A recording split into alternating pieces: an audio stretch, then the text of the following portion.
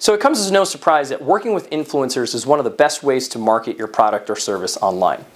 So what do you need to know when you're working with an influencer? That is, what are the things you need to consider before you engage in an influencer campaign? The first place that I start is with the US Federal Trade Commission's.com disclosures. The FTC has, thankfully for us, recently published their .com disclosures. It's a handbook for social media marketing for any e-commerce product or service. So some of those tips I can just summarize for you briefly.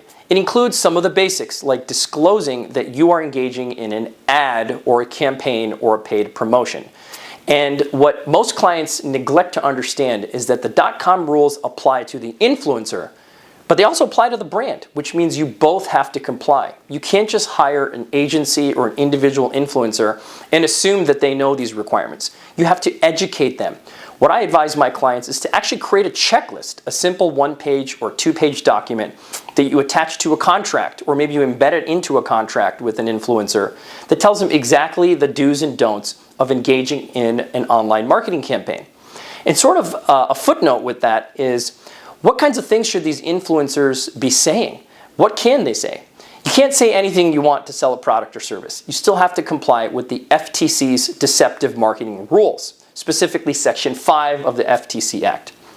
So how do we boil this down into a simple few words? Be honest, be truthful, don't be deceptive, and don't be misleading. That essentially summarizes that entire section of the complicated FTC Act. There's a lot to unpack there. The key here is to be truthful and not misleading. What does that mean? That means if your influencer is using a product, then they can talk about the benefits of using the product. If they've never actually used your product, they certainly can't claim that they're using the product. They certainly can't make unsubstantiated claims about the product. We see this a lot in the cosmetic world, about creams that stop wrinkles and anti-aging, serums and all of that. All of it has to be substantiated. That means there's independent evidence to support your claims. So these are things that are really easy to slip up when you hire an influencer, particularly if you don't do it in writing, which takes me to my next point on working with influencers. You absolutely need to engage any and all of your influencers with a contract. Remember, they are a consultant, or if they're an employee, they're an employee. But you have to do it in writing. Why? Because you want to make sure you own the content that they create.